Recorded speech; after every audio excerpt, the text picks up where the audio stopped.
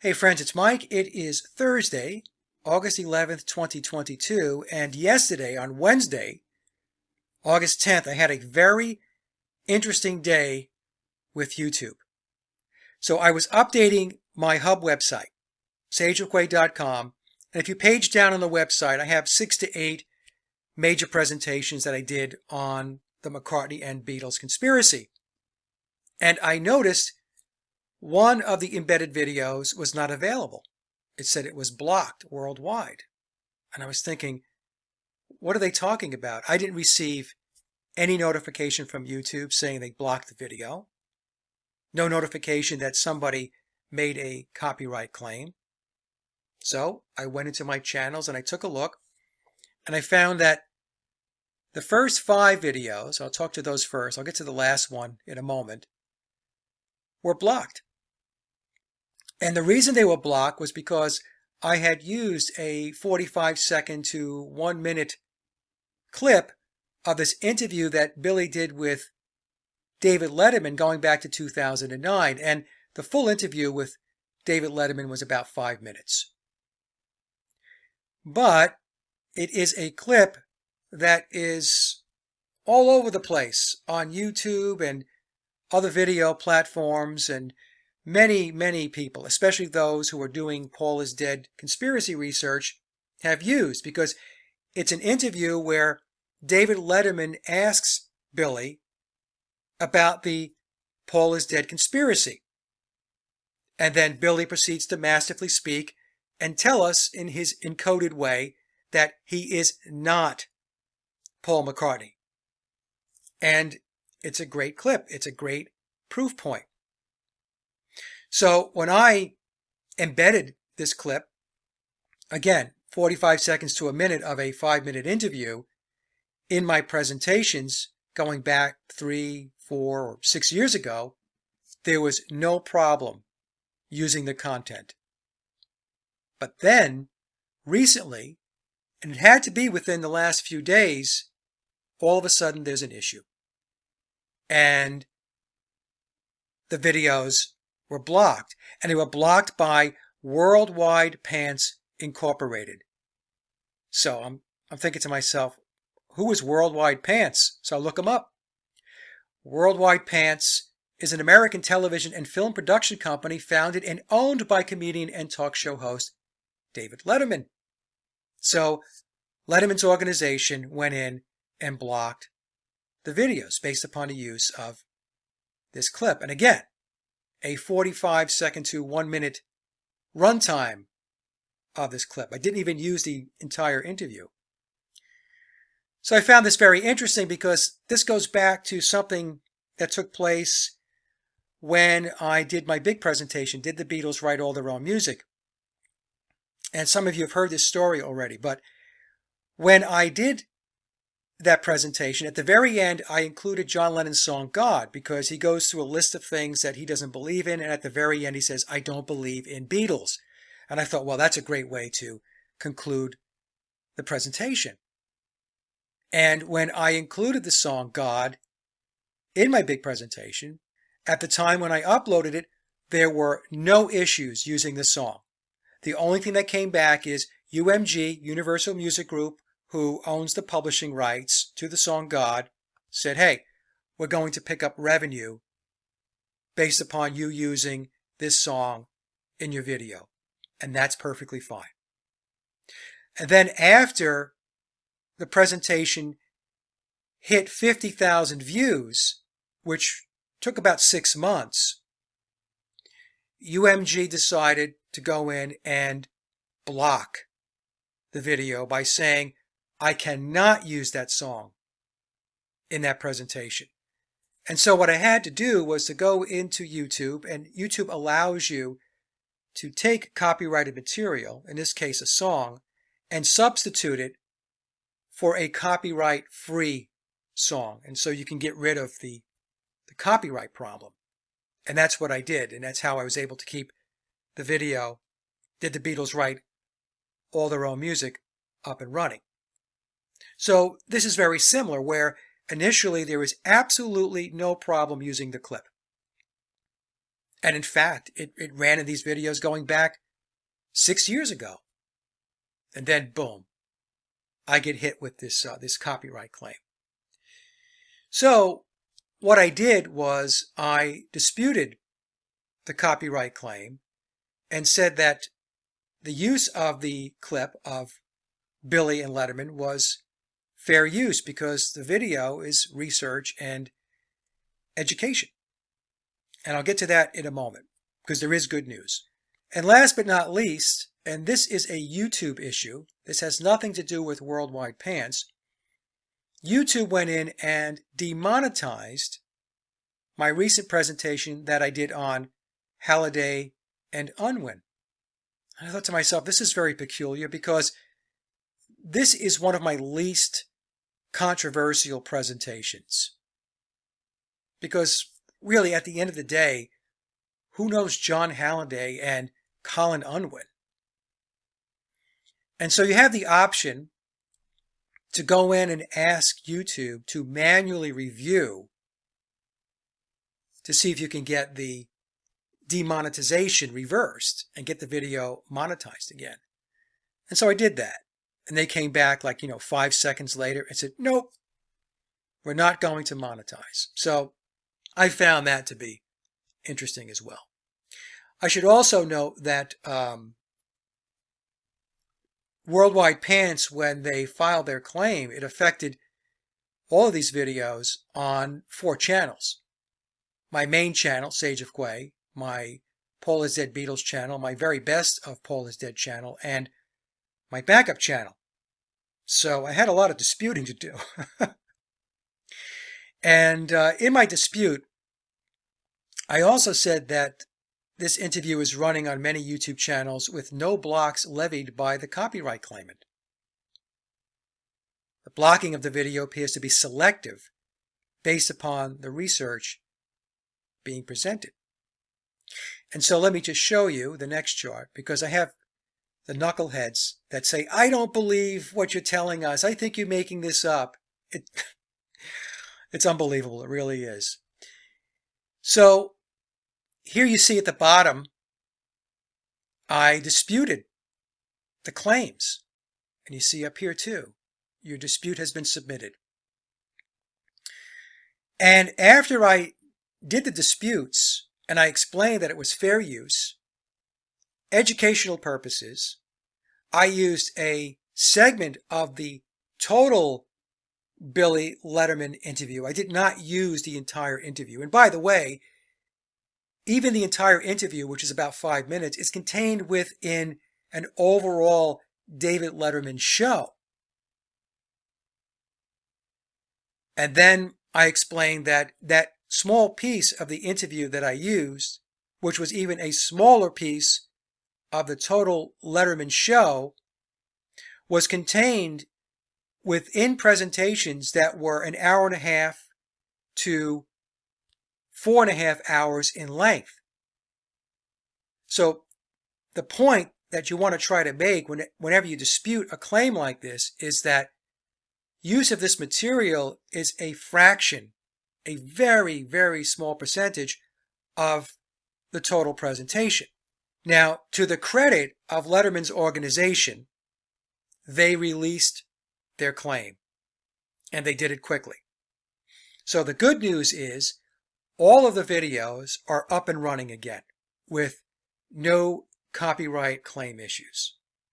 Okay, so in this case, and let me tell you folks, in my experience, this is very rare, where a claim is made, especially by a big organization like Letterman's organization, and they release the claim. So let me just say thank you to David Letterman's organization for doing the right thing. It's greatly appreciated. It also goes to prove that you need to have alternative video platforms. So all of these videos are on my other platforms like BitChute, Brighteon, Odyssey, and Rumble. Well, almost all of them. I don't think the show I did with my friends is on those platforms, but the big ones, they are. Okay, so it's good to have backup. All right, so with the next slide, let's move to slide number 3.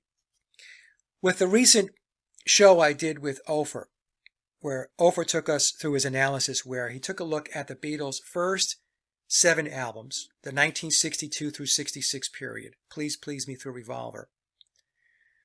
And he analyzed the albums against the live concert set lists. It showed that there is a big gap in the official narrative. And it's not just Ofer and I that know this. There are many people who watched the presentation and came to the exact same conclusion.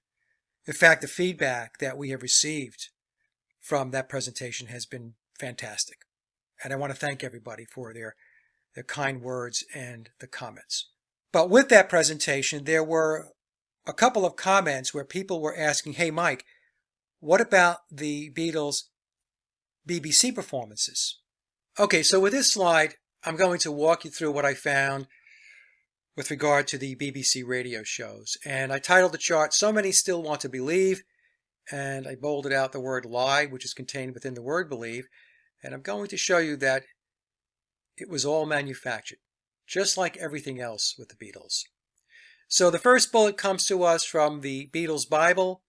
Between March 7th, 1962 and May 20th, 1965, the Beatles as a group gave 52 known musical performances on a variety of BBC radio shows, in addition to many more interviews and unscheduled news appearances together or individually. Now, I want to focus on the number 52 because that reduces to the number 7. The number 7 is a number that represents perfection and enlightenment, and it's a number that we see all around the Beatles. Some examples would be the Beatles released 7 albums between 1962 and 1966, the Bio Paul period. Those 7 albums contained 77 original compositions, Lennon/McCartney songs.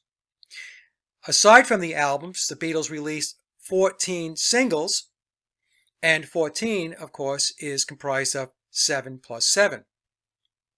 And of the first 7 albums, all of them, except A Hard Day's Night, which had 13 tracks, contained 14 songs. And again, 14 is comprised of 7 and 7. So we can see that the number 7 is very popular with the Beatles. Now what I want to do is to focus on the date of March 7th, 1962, which, by the way, reduces to the number 10. It's the number of completion and new beginnings. And interestingly enough, so does the date of May 20th, 1965. It also reduces to the number 10. Coincidence? I'll let you decide. But what I wanted to do with the March 7th date is to take a look at that date using their Hamburg debut, which was on August 12th, 1960, and I'll leave a link down below so you can check the date out for yourself. It's from Wikipedia.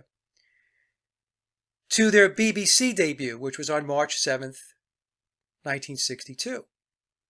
So, if you recall from my presentation that discussed the 1960 through 1963 period, and that link will be in the description box as well, we know that when the Beatles arrive in Hamburg in August of 1960, they are this young, rough around the edges, inexperienced bar and club band with marginal musical ability and no signs of being songwriters. And this is not my opinion. This comes to us directly from interviews that George Martin gave, where he expresses this viewpoint. And I have these clips in a number of my videos, but the most recent, and again, the link will be down below in the description box, when I discussed the 1960 through 1963 period. So there were no signs that they were songwriters, and there were certainly no indications that they were going to be prolific songwriters. But in any case, let's focus on when they showed up in Hamburg, which was August 12th, 1960. And we know that their BBC debut was March 7th, 1962. And it was a mere 18 months that elapsed between the two dates. So August 12th, 1960 in Hamburg, these guys are just green behind the ears. And then a year and a half later, they're on the BBC, a major media outlet, which, by the way, is part of the deep state. I should add that. Now let's take a look at some of the numbers. So the number of days between August 12, 1960 and March 7, 1962 is 573. Well, 573, if we go to the bottom right-hand side of the chart, reduces to 15, and the full reduction, 1 plus 5, equals 6. And then if we look at the seconds, the minutes, and the hours, the seconds reduced to 27, the full reduction is 9. The total minutes reduced to 18, the full reduction is also 9. And the hours reduce to the number 9. Now, is this coincidence or is this planned? My opinion, it's very much planned. Now let's take a look at what I have here in the yellow box on the right-hand side of the chart. And I wanted to take a look at the amount of time that elapsed between their Decca audition and their debut on the BBC. So the Decca audition, as we know, took place on January 1st, 1962. The Beatles did 15 songs. We're told that they recorded these 15 songs in 6 to 7 hours. That's sketchy, in my opinion. But be that as it may. And they were not signed by Decca. They were turned down. And so they get turned down by Decca, and then 65 days later, or 2 months later, they're on the BBC. So I don't know about you, but that seems a little odd to me that these guys are basically not a well-known band. They had an audition at a major record label, and they were turned down. They weren't writing original music. They were a cover band. And then they're on the BBC 65 days after a failed audition with a major record label, Decca. And by the way, 6 plus 5 equals 11. And as we know, 11 is a master number in the occult. And then I wanted to take a look at the elapsed time between their BBC debut on March 7, 1962, to the release of Please Please Me, their first album, which was released on March 2nd, 1963, and that was 380 days, or just over a year. So again, the Beatles, relatively unknown, show up at the BBC 2 months after their failed Decca audition, 18 months after they showed up in Hamburg, and then a year after they debut on the BBC, they released their first album. And by the way, 380, 3 plus 8 equals 11. And again, 11 is a master number in the occult. So I'm going to go out on a limb, and I'm going to say that this is not coincidence. This is very well planned. And the BBC was nothing more than another rung on the ladder to move the Beatles through the pipeline. And of course, with the BBC, they are getting major publicity, major exposure. Their arrival at the BBC on March 7th, 1962 was 3 months before they signed with EMI. So we can see the preparation and the handling is well underway. Okay, so with that, let me go back to the previous slide and let me address the other bullets.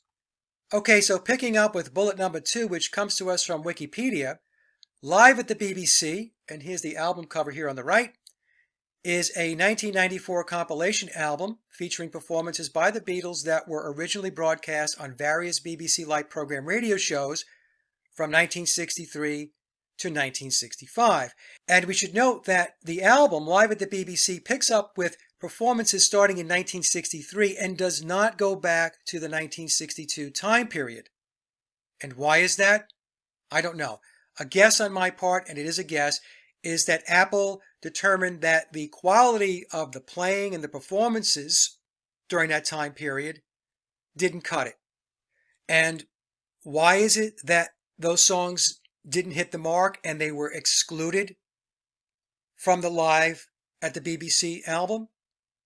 Maybe it's because back in the 1962 period, the Beatles were playing on those BBC radio shows.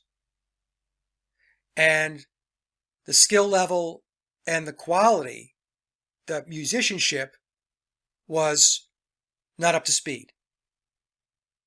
And of course, as I mentioned before, a record label is going to want to put their very best foot forward.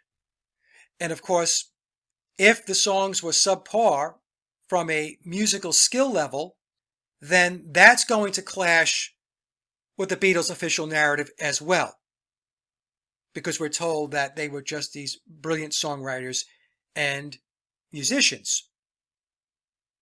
And so, again, I'm surmising here, Apple decided to leave that chunk of the timeline out and to only include those songs on the album which had a professional backing band playing the songs.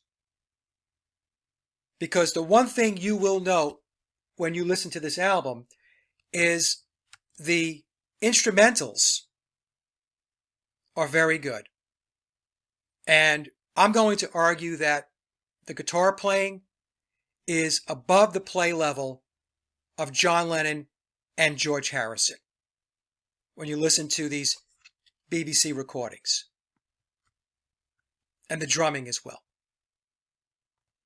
So let me show you what I did as part of the process of evaluating what I just took you through.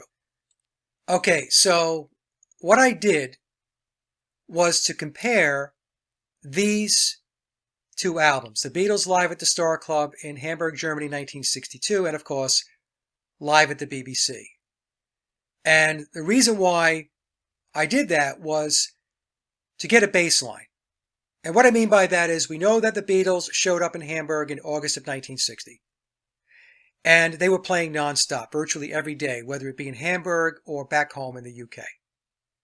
And the reason why they were doing that was in order to hone their performance skills so that they can take the show on the road, meaning Beatlemania, on the road once Tavistock threw the switch. So going back to August of 1960, this green behind the ears, very inexperienced band with marginal musical talent is doing their performances, their live gigs, for a little over 2 years, and that gets them to late December of 62 and the recording at the Star Club. Did the Beatles make progress? Yes, they did. They made a lot of progress. But even though they made a lot of progress in a little over 2 years, they are still a bar and club band. And when you listen to this album, that level of playing comes through. Now, the recording is not the greatest on the Star Club album, but what you should do, and this is what I did, is focus on the instrumentals. Focus on the guitar playing, the rhythm guitar playing, the riffs, the lead guitar.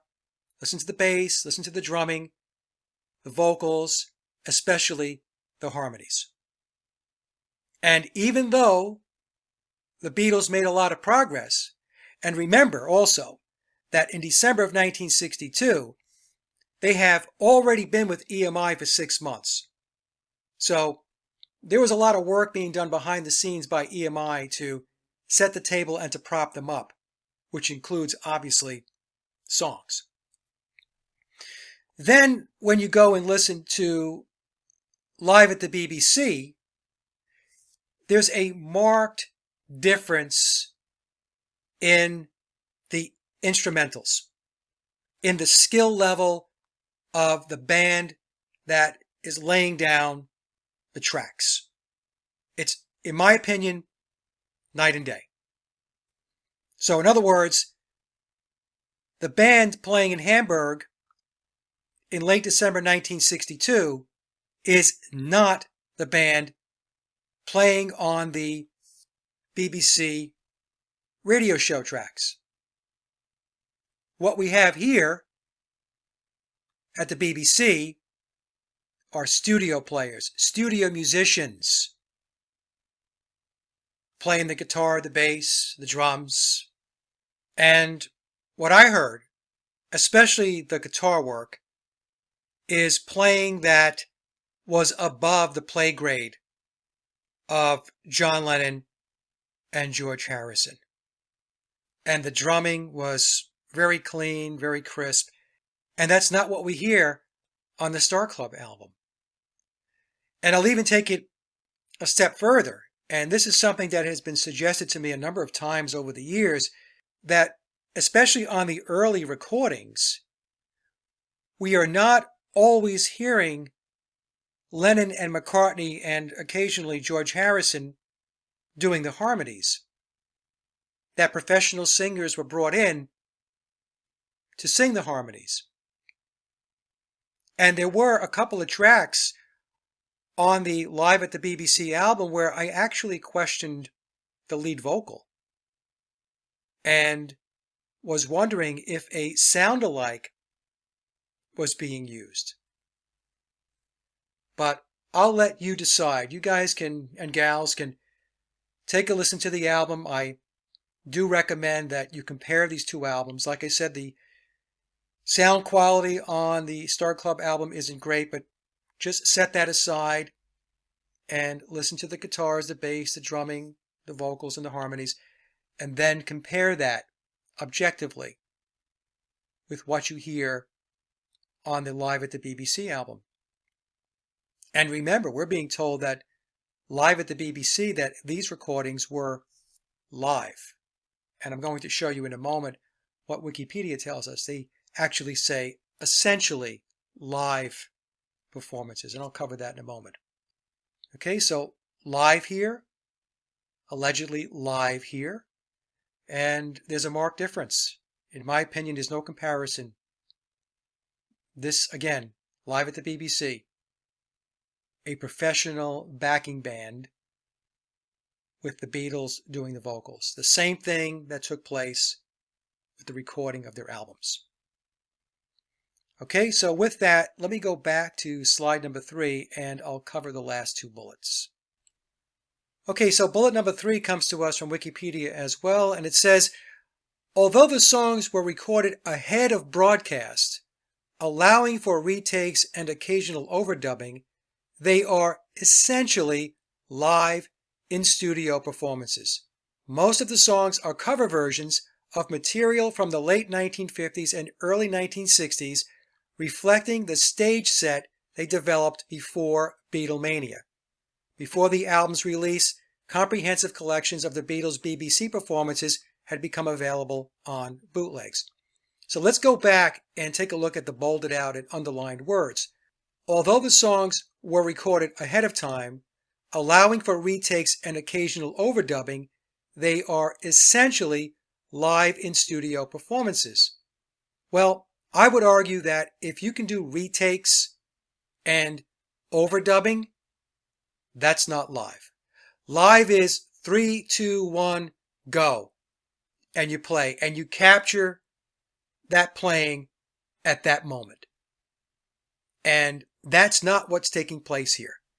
Again, anytime you can do retakes and overdubbing, I would be hard-pressed to call that live. And the wording here, it's wordsmithing that's used by Wikipedia. They are essentially live in-studio performances. It's not saying they are live in-studio performances. And now moving to the last bullet, also from Wikipedia. As the Beatles had not accumulated many original songs by this time, the majority of their BBC performances consisted of cover versions. drawing on their repertoire that they had developed for their early stage act. In total, 275 performances of 88 different songs were broadcast, of which 36 songs never appeared on their studio albums. Now, what's more interesting with this paragraph is, as the Beatles had not accumulated many original songs by this time, and that contradicts the official narrative. If we go back to the Beatles documentary, The Complete Beatles, which was released in the 1980s, that was considered at the time to be the documentary about the lads. And it remained that way until Anthology was released. And in The Complete Beatles, it tells us very clearly that John Lennon and Paul McCartney wrote 100 songs, original songs, between 1956 and 1962, up to the point where they met George Martin.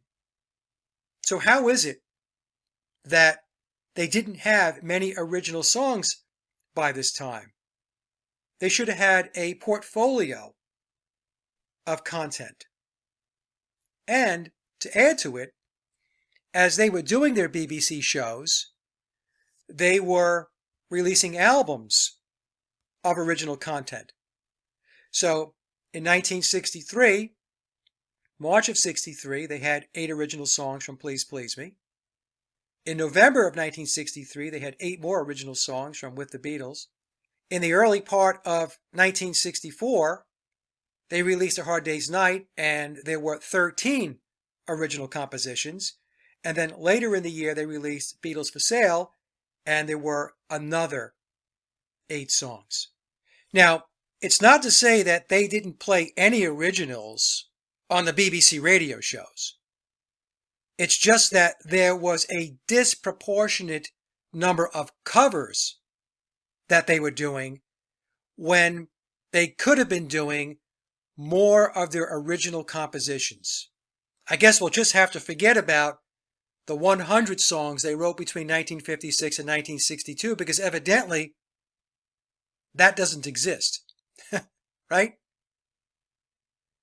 So in any case, like I always say, folks, I'm going to present and you decide. And to wrap up this segment, what I'm going to do is to leave you with a clip that has to do with an EMI artist that goes back to the early 1960s. This clip actually goes back to 1961.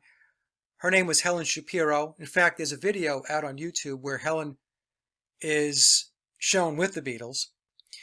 And the clip is going to show you exactly how these recordings were done. And again, this is at EMI.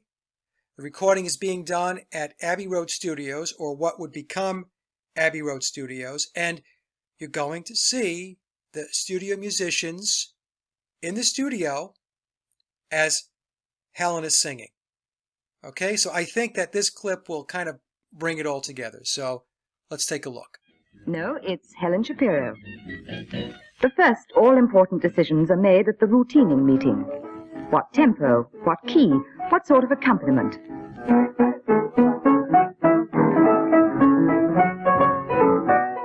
When manager, composer and artist are agreed, they go to the studio. And here, joined by the sound engineer, they talk things over once more. The hit parade, they know, is an elusive target. 10 microphones are being used for this recording, and the engineer can produce 1,000 variations of balance between them. All ready to try one? Let's go.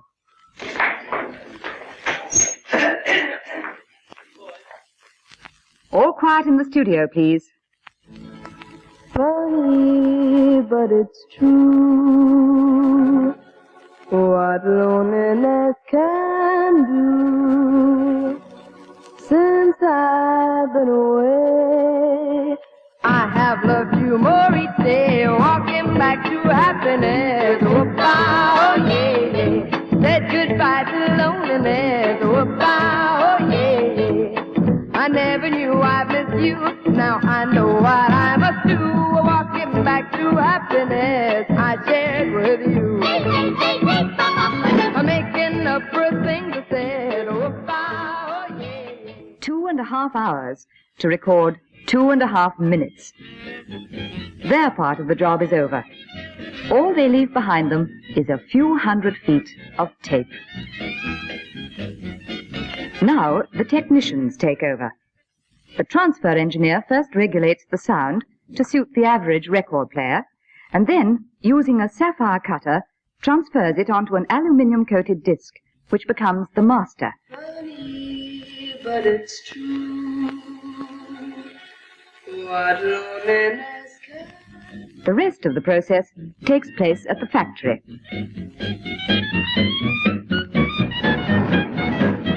On arrival there, the master is first given a good wash to remove any dust particles. Remember, it could be worth many times its weight in gold.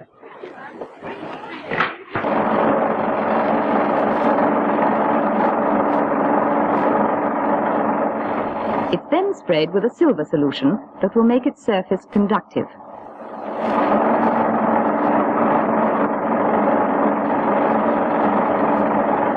This is so that when it's placed in a nickel bath, it will grow a thin layer of nickel.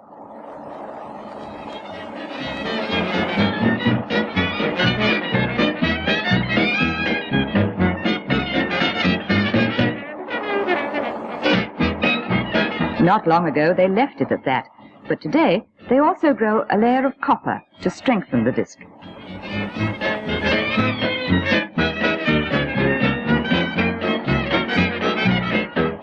This is then prized open, leaving in one hand the original master, and in the other a nickel-plated negative called appropriately the mother, for this is now sent down to the pressing rooms to produce thousands of identical offspring for sale to the public.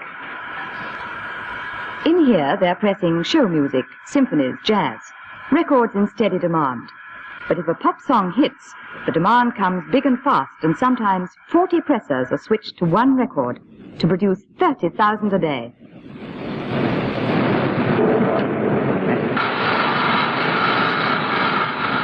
One in 10 discs is tested. Finally, they're packed and sent out to a widespread critical public all over the world.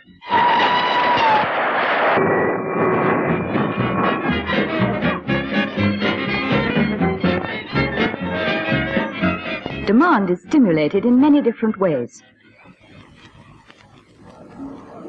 The biggest boost comes from radio broadcasts. It's always a pleasure to introduce a new side by that fantastic young artist, Helen Shapiro. On Family Favorites, I play only what listeners ask me to play.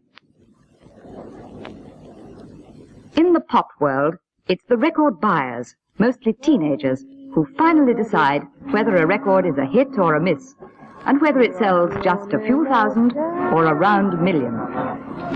Every pop has a brief life. Whether or not it's also a glorious life depends on whether it catches the public fancy. And that is always a gamble.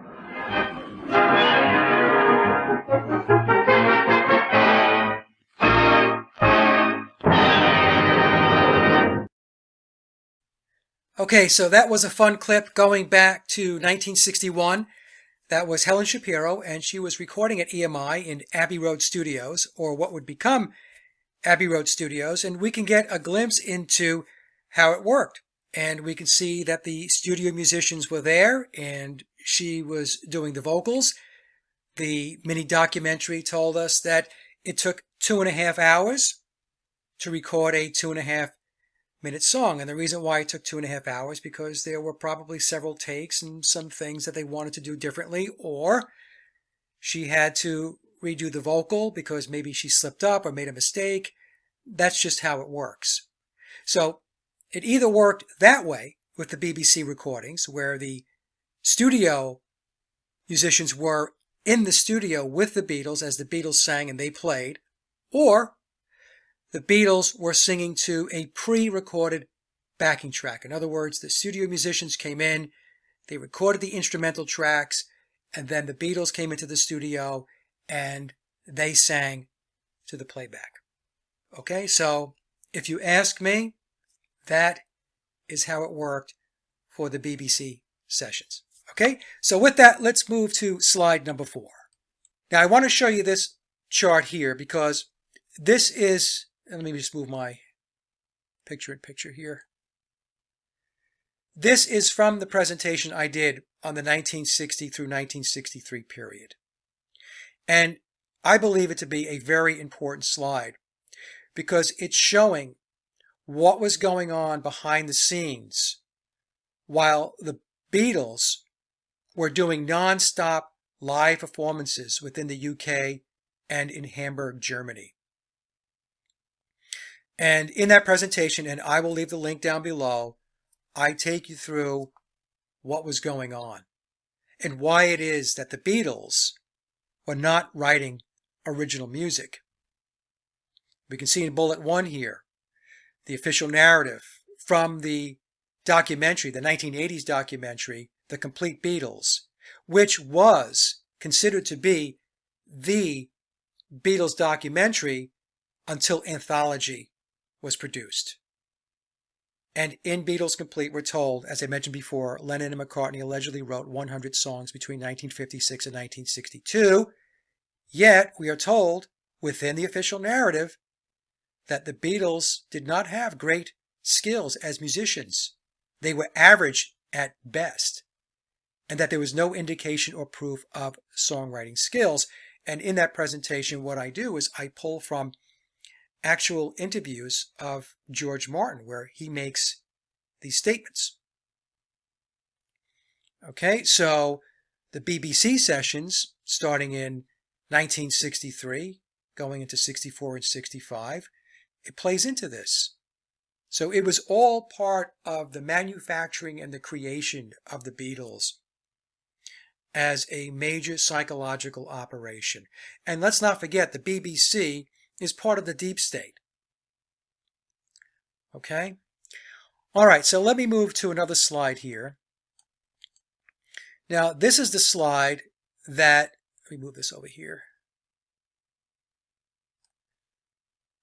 That's in my big presentation, Did the Beatles Write All Their Own Music? And it talks to how Rubber Soul really worked, how it was put together. If we take a look at the middle of the chart and the yellow box, box number 5, and the time period in which we are told that the Beatles did Rubber Soul, which was October 11th through November 11th, that's the 30-day window, they came in to record the vocals and the harmonies, and that was mixed in with the existing and completed instrumental tracks. So in boxes 1 through 4, this was all George Martin, and he was putting together the music. The music was being written, and the music was being recorded by session players. And then the Beatles came in to do the vocals and harmonies, and then George Martin did the mixing and began the process of mastering the record. And this is very important because based upon my research, this is how I believe all of the Beatles' early albums, Please Please Me Through Revolver, were done. And this template, this process, did not go away during the Billy period, 1967 through 1970. It was still being used, although, as I mentioned, the Beatles, in particular John and George, were contributing more of their own songs and playing on more of the recorded tracks, but ghostwriters and studio players were still being utilized between 1967 and 1970 as well. Okay, but for the early period, this is how it was done, and a version of this is how the BBC performances were also done. So there are 3 presentations that I will include down in the description box. The first one is the presentation I did on the 1960 through 1963 period. The second one will be my big presentation, Did the Beatles Write All Their Own Music?, which this chart comes from. And the third presentation that I highly recommend everybody watch, if you have not seen it yet, is the show I did with Ofer.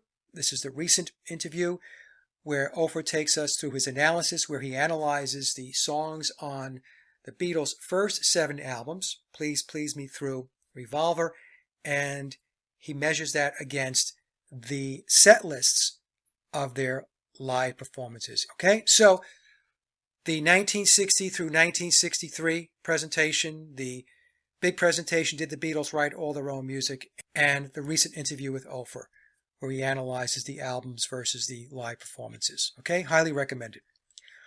Okay, so the last slide, I wanted to talk a little bit about my commenting policy. I've talked about this in the past, and my objective is to raise the bar in the comment section. I'm really looking for intelligent, civil discussion, and my channels are geared toward people who are critical thinkers, period.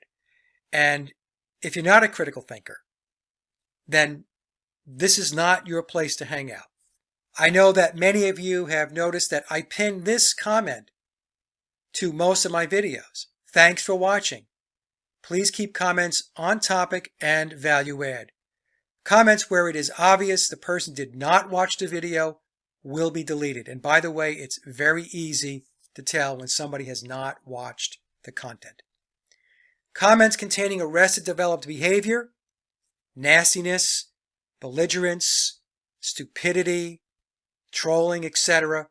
will also be deleted and the commenter permanently banned from the channel. And last but not least, no self-promotion and advertising.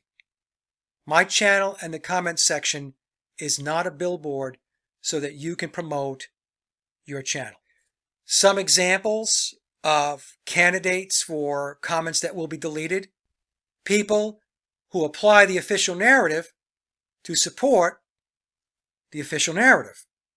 They seem to miss the point that my research challenges the official narrative. So if you're going to leave a comment and go on and on and on and on about the official narrative says this and it says that, in all likelihood, your comment is going to be deleted, because this is not what this channel is all about. Myself and the other 13,000 plus subscribers already know what the official narrative says. In fact, there was one guy who left a comment, a recent comment on my main channel, and the video was a Beatles video, and he was ranting that I had some nerve deleting his comment, and he went on to say that he spent 1 hour putting that comment together. And at first I'm thinking, I don't know what this guy's talking about, and so I was trying to jog my memory because so many comments come in, folks. So then I'm thinking, you know what? I think this is the one where, it was this long dissertation. And this person was just pulling in all kinds of official narrative, websites, and so on to be able to support his belief in the official narrative. In other words, the Beatles were these brilliant, genius, prolific songwriters for working class lads from Liverpool, connect with Brian Epstein, a record store owner, and they wind up getting a contract with EMI under the tutelage of George Martin, and then proceed to achieve unprecedented fame and fortune. So he wants to believe that story, the Cinderella story. And so he's bringing in all kinds of stuff to be able to support what it is he wants to believe. And I'm looking at that thinking, I've dealt with this over and over again. This is just nonsense. So instead of this person watching my research and challenging himself to critically think, he decides that he doesn't want to critically think, and he's just going to regurgitate the stuff that's out there so that he can feel comfortable with his belief system of who the Beatles were or are. So those types of comments are candidates to be deleted, because the channel is challenging the very content that this person wants to put forth as proof. I hope I'm making sense. Okay? And I do want to say that 99% of the comments that come through, I approve them. But there are comments that do get deleted, and there are people that get blocked. Bullet number 2 is related to bullet number 1, but I wanted to call it out because there are people that have done little to no research and still want to argue. These are the people that know nothing about fixing a car, and then when they take their car down to the shop, they want to tell the auto mechanic how to fix the car. I have no time for that. And the third bullet, the low functioning drivel that people try to put forth into the comments section. This is the imbecilic, moronic behavior that we see all around us and is representative of everything that is wrong with the world today. These are people that are invested in lowering the bar in society. And so if you're engaging in that type of behavior, there is absolutely no way your comments are going to end up in the comment section. No way. We all have a responsibility to raise the bar on civil discourse, to raise the level of intelligent debate. It's perfectly fine to agree to disagree, but do it in an intelligent and articulate way. And if you can't do that, you don't belong here. And you're going to be blocked. Plain and simple. Okay? Anyway, that's it, folks. I want to thank everybody for their support. It's always greatly appreciated. The comment section is open. Everybody have a great day, and we will talk soon. Bye now.